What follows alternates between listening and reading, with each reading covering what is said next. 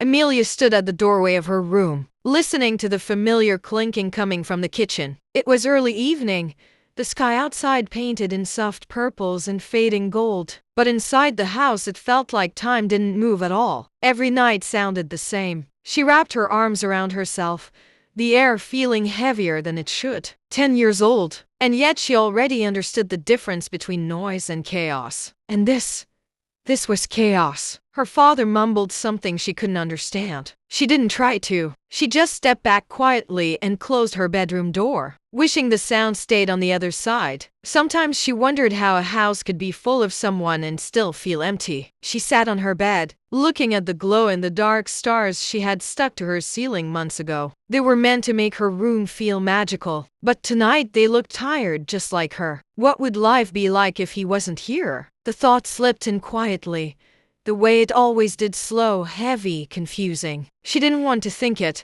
and she didn't want to feel guilty anymore. But it kept coming back whenever the house became too loud for her small world. When the noise from the kitchen grew sharper, Amelia grabbed a book from her nightstand. She didn't really read. She just stared at the pages, trying to keep her mind busy until things settled down. Outside, a dog barked. A car drove past. The world kept moving. But inside her room, Amelia felt frozen, waiting for something she didn't fully understand. What she didn't know yet was that this night would be the one that pushed her to search for something new, a place where she could breathe, a place where she could start to understand her feelings instead of fearing them. The next morning, the house felt strangely quiet. Amelia woke up before her alarm, blinking at the soft light coming through the curtains. For a moment, she just lay there listening. No clinking, no muttering, only the hum of the refrigerator and the distant sound of birds outside. She sat up slowly, unsure whether to feel relieved or nervous. When she stepped into the hallway, she saw her father asleep on the couch, an empty glass on the table beside him. His face looked older in the daylight, tired, worn,